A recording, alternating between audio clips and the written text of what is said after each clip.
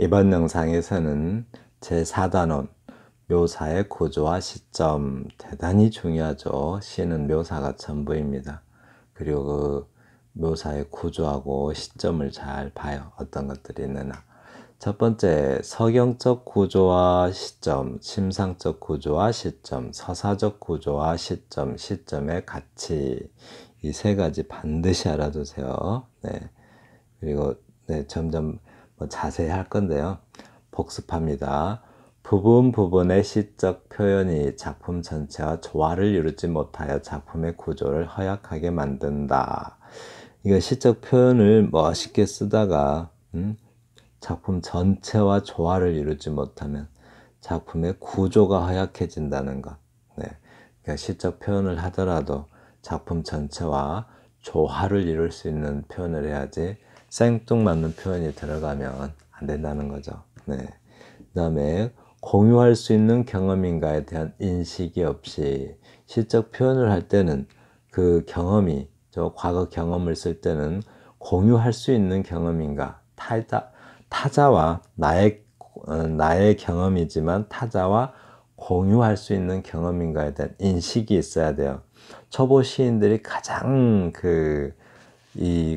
경험에 대한 공유할 수 있는 경험에 대한 인식이 부족한 게 뭐냐면, 흔히 가족에 대한 이야기를 쓸 때 독자는 그 가족 사정을 모르잖아요. 근데 혼자 멋에 빠져가지고 대부분 공유할 수 없는 경험을 쓰죠. 네, 그런 일들이 많아요.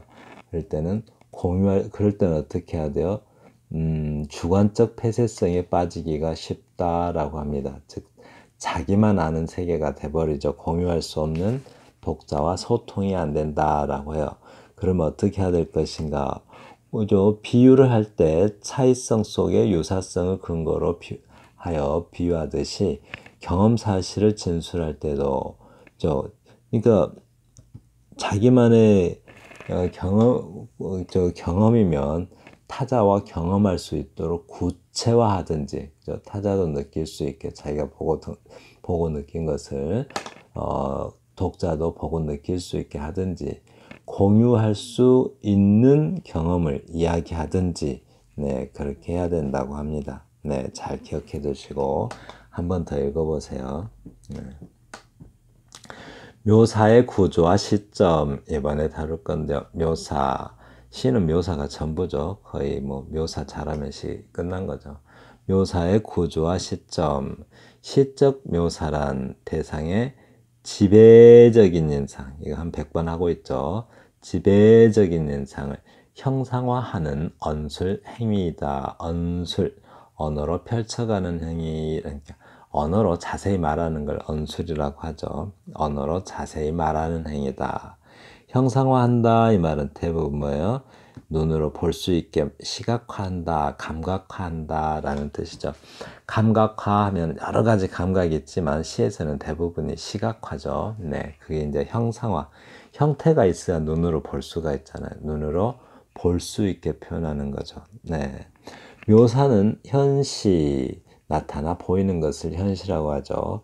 현시를 축으로 하는 언술 형식이므로 형상화된 모든 대상의 세계는 해화성을 갖는다. 아이고, 그렇죠.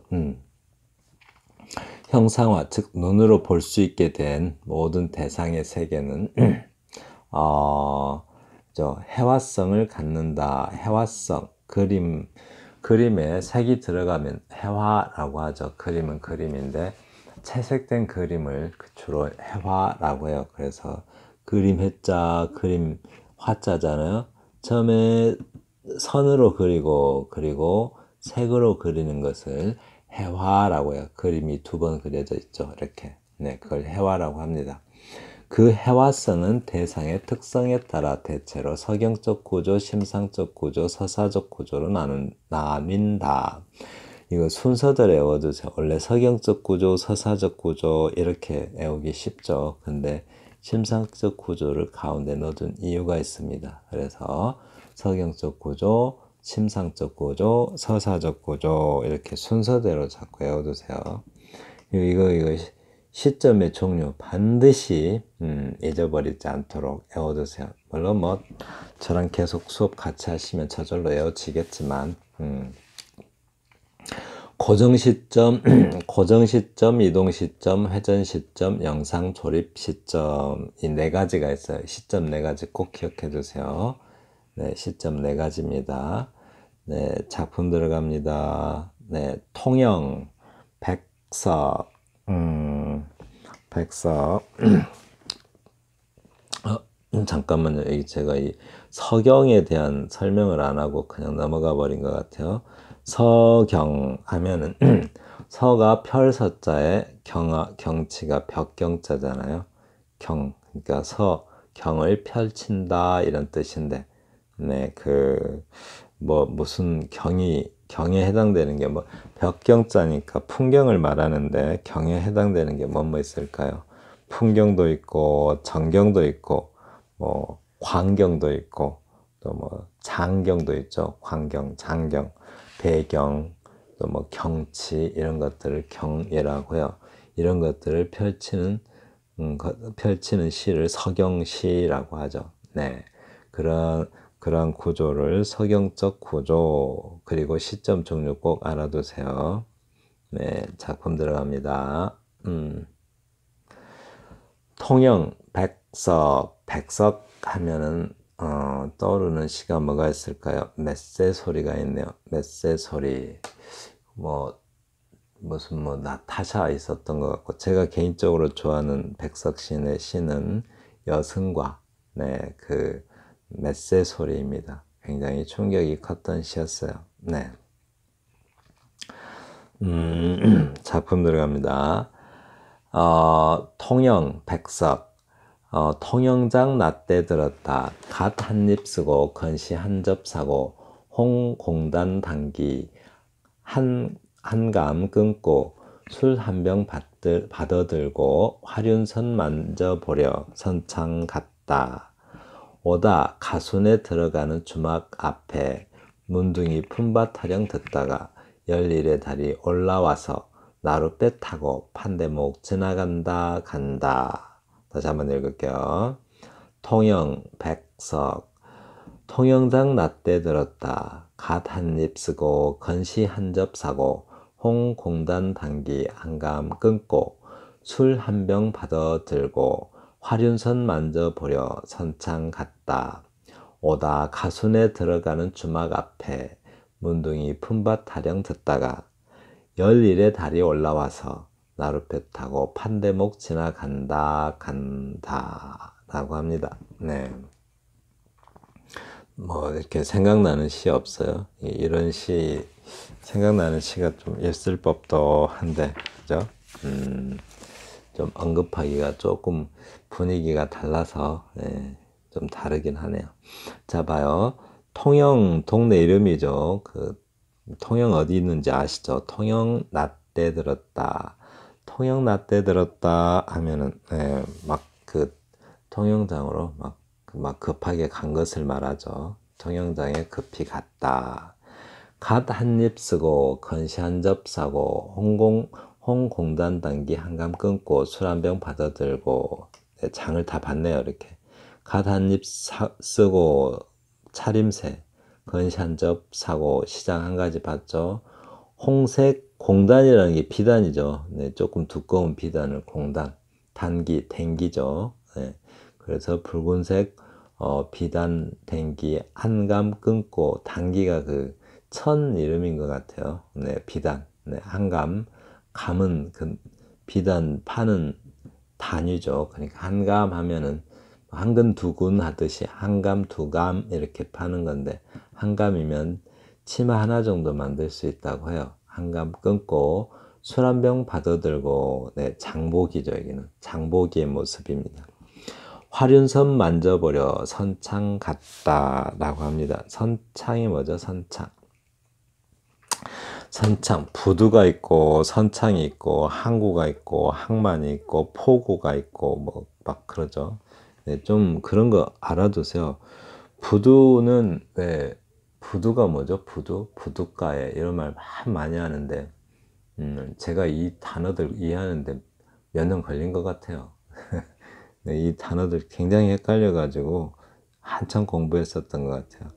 먼저 뭐 부두 하면은 항구에 가면은 왜 뾰족뾰족 튀어나온 거 있잖아요. 부두 그 배가 닿을 배를 댈 수 있게끔 배 탈 때 우리 올라타야 되잖아요. 그렇게 아이고 참 그 쭉 그 바닷속으로 이렇게 들어가 있는 거. 네. 배 타기 직전에 내리는 거, 내렸다 탔다 하는 거, 그게 부두잖아요. 네, 그게 부두고, 선창은, 선창, 그러니까 배선자에다가 또 그 창, 그, 뭐야, 저기, 연결하는 부두창인데, 그러니까 좀 배, 다리 모양으로 생긴 부두를 선창이라고 해요. 다리 모양. 왜냐하면, 뭐, 또 배로 만들기도 해요. 물 위에 띄워가지고 부두를 만들기가 부적합하니까 부두로 해야 되는데 부두 만들기가 부적합하니까 다리 모양으로 부두를 만들어요. 그런 걸 선창이라고 해요. 근데 그게 배로 돼 있는 경우가 많아요. 받침대가 다리에 교각으로 받치는 게 아니라 아예 그냥 배가 교각 역할을 하는 경우가 많죠. 포구는 그 강이나 그죠?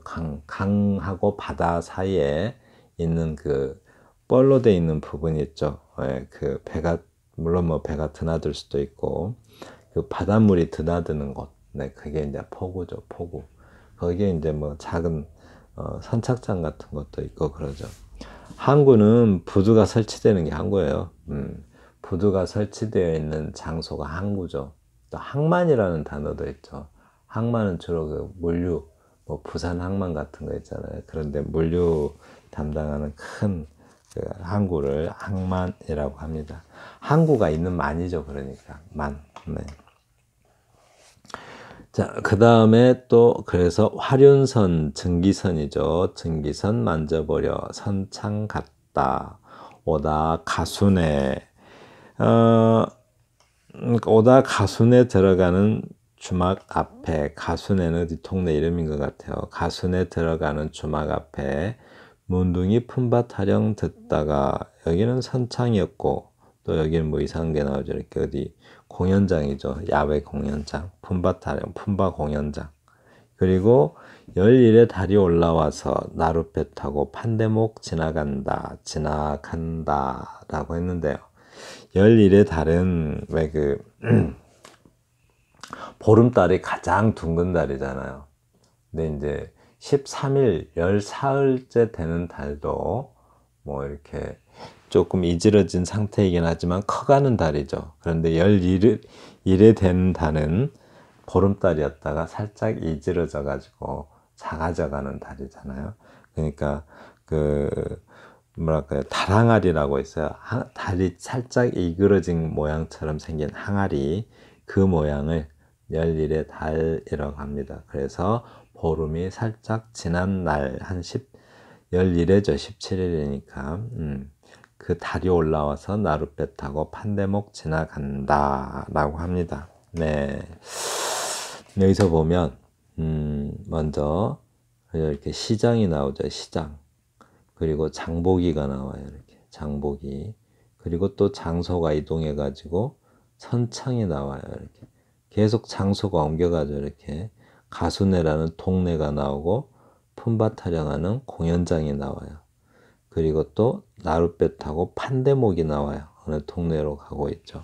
이렇게 순서대로, 그러니까 통영이라는 특정한 어떤 장소에서 있었던 경험 사실인데, 그 경험 사실을 재구성하는 것인데, 뭐 이렇게 순서대로 장소가 옮겨가면서 시점도 이렇게 옮겨가고 있죠. 시점이 옮겨가야 장소를 보게 될 거 아니겠어요?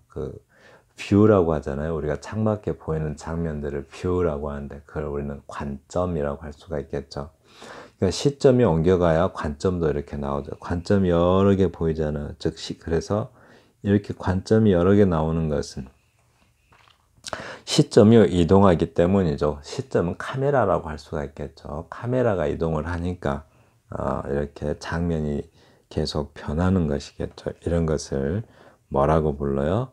이동 시점이라고 합니다. 이동 시점으로 이동 시점에서 시를 쓴 것이라고 말할 수가 있겠습니다. 이동 시점 확실히 이해되셨나요? 그죠? 우리가 영화 찍는 것처럼 찍는 게 이동 시점이겠죠. 처음에는 장에서 카메라가 있다가, 그래서 그리고 또 장 보고 있는 과정에 카메라가 있다가, 그 다음에 또 카메라가 어디로 가요? 선창으로 갔으니까 선창을 찍고 있겠죠. 또 카메라가 어디 가요? 가수네라는 동네 입구, 그리고 품바 촬영이 있는 공연장으로 가죠. 카메라가 계속 가니까 장면도 이렇게 바뀌는 겁니다. 이런 것들을 이동 시점이라고 말할 수 있습니다. 네, 넘어갑니다. 장만영 시인의 달, 포도, 잎사귀.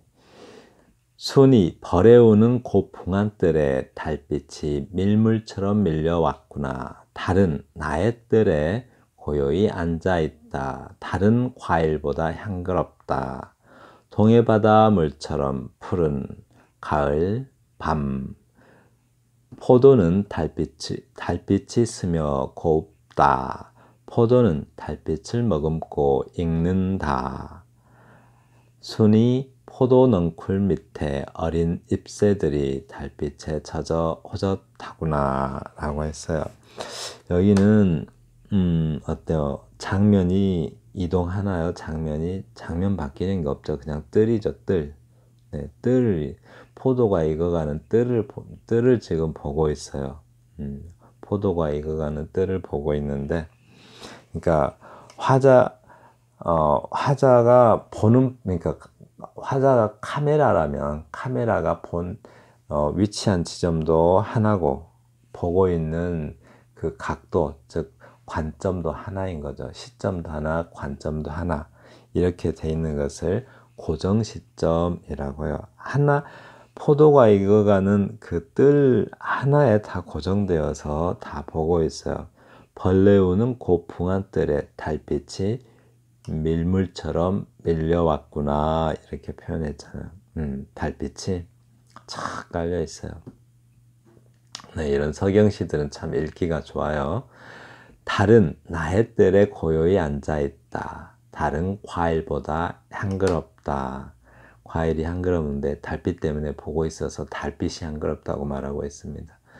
동해바다 물처럼 푸른 가을 밤. 이렇게 짧은 시행을 쓰게 되면은, 시행을 이렇게 짧게 쓰잖아요.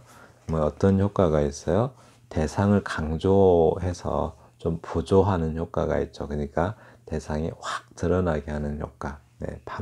가을과 밤이 여기서 확 드러나죠. 네. 근데 뭐 제목에서도 달, 포도, 잎사귀니까 드러낼 만도 하죠. 네. 포도는 달빛이 스며 곱다. 포도는 달빛을 머금고 익는다. 네. 순이 포도 넝쿨 밑에 어린 잎새들이 달빛에 젖어 호젓하구나 라고 했네요. 네. 근데 여기는 여러 장면을 보고 있는 게 아니라 포도가 익어가는 뜰, 그 한 장면만 보고 있죠. 관점이 하나고 시점도 하나죠. 이렇게 마치 카메라가 탁 고정되어 있는 것처럼. 네. 그렇죠. 그래서 그런 것들을 고정 시점이라고 합니다. 네. 고정 시점. 마치 한 폭의 그림이나 사진처럼, 감각적으로 이 시를 마치 한 폭의 그림을 그리듯이, 또는 한 폭의 사진을 찍듯이, 그런데 시각적으로 형상화하는 데는 바로 이 고정 시점이 유리합니다. 네. 그리고 추일서정 보겠습니다. 추일서정, 김광균. 낙엽은 폴란드 망명정부의 집회, 포화에 이지러진 도른시의 가을 하늘을 생각게 한다. 기른 외줄기, 구겨진 넥타이처럼 풀어져 일광의 폭포 속으로 사라지고 조그만 담배 연기를 내뿜으며 세로 2시의 급행차가 달린다.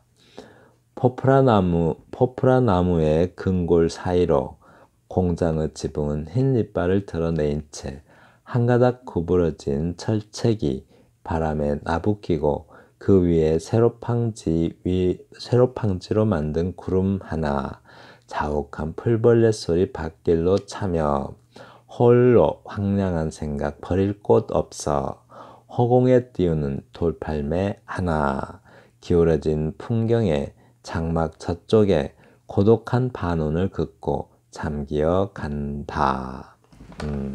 이 시는 굉장히 좀 그 모더니즘 시로 유명하죠. 모더니즘 시가 뭐예요? 원래 그 에즈라 파운드라고 유명했던 시가 저희 사람이 에즈라 파운드 뭐 지하철로 유명해요. 이미지를 강조하죠. 그러니까 이 시는 뭐 가을에 느끼는 어떤 그 뭐 고독, 어떤 슬픔, 뭐 이런 것들을 모더니즘적 그 감각으로 이렇게 표현하고 있어요. 근데 한번 볼까요?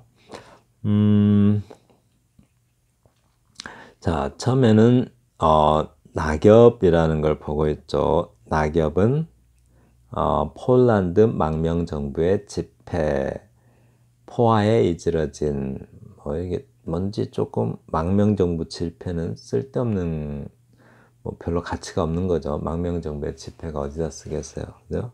근데 낙엽을 그렇게 표현하고 있어요. 자세한 설명은 좀 생략하고 이게 이번 영상은 목적을 향해 가겠습니다.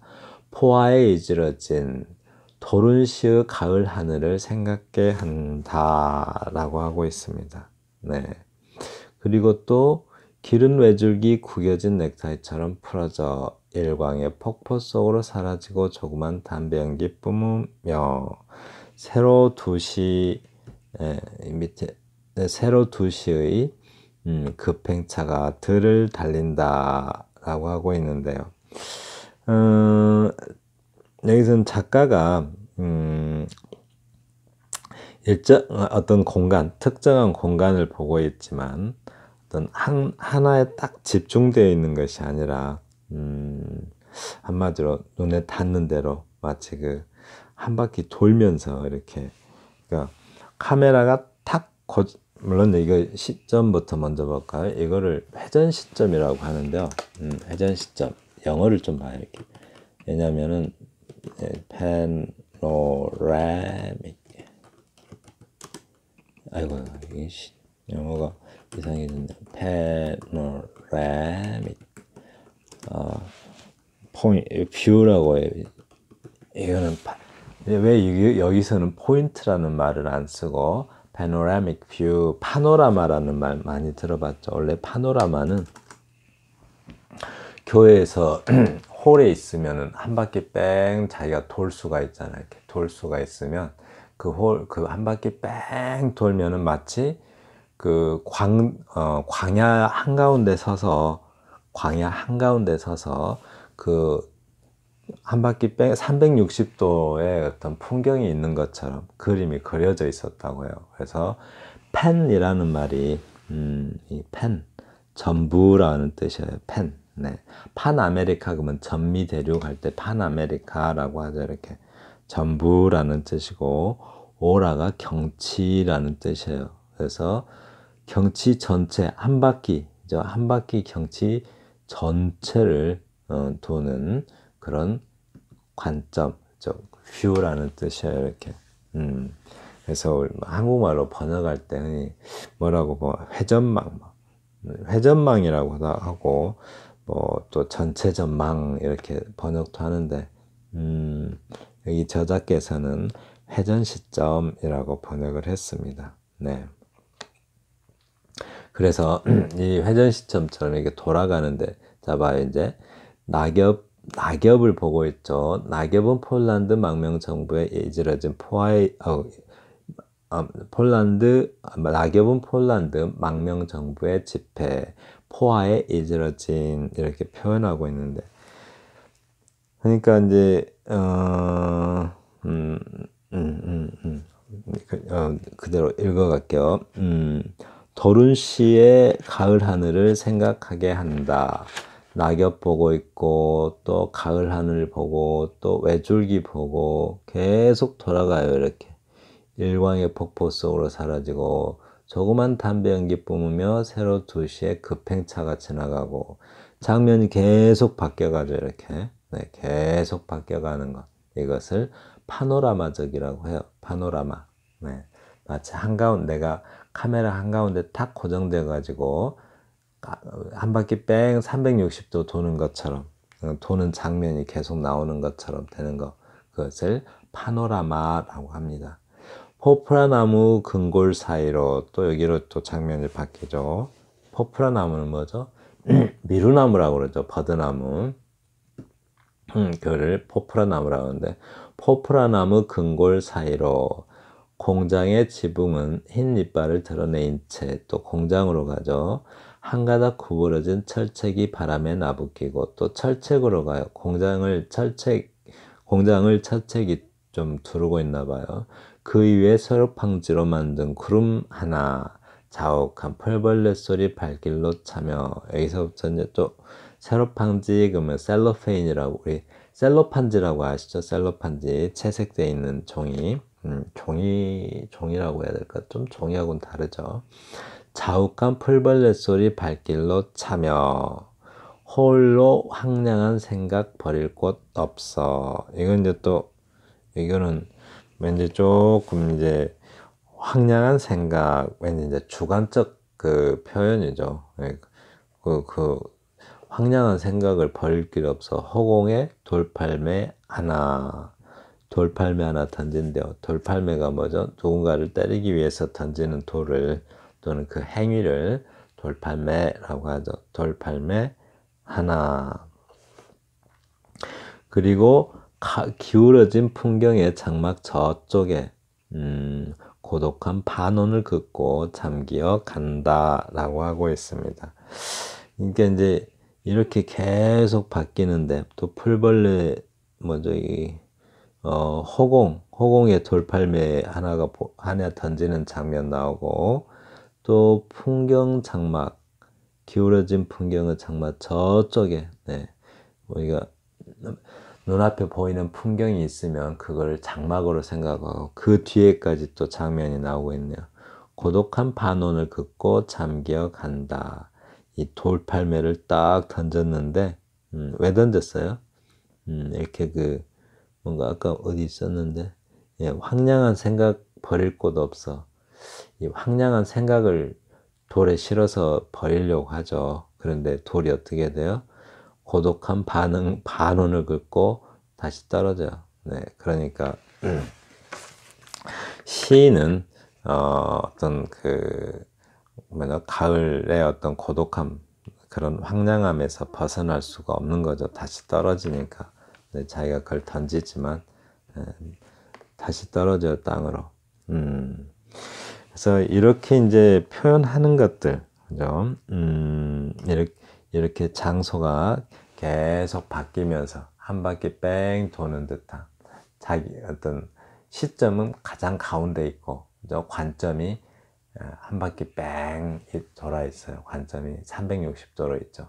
네, 시점이 한 바퀴 뺑 도니까 장면도 그렇게 펼쳐지는 거죠. 그것을 파노라마라고 하죠. 아니 뭐 파노라마처럼 뭐뭐 한다라고 하는데, 그것을 회전 시점이라고 말합니다.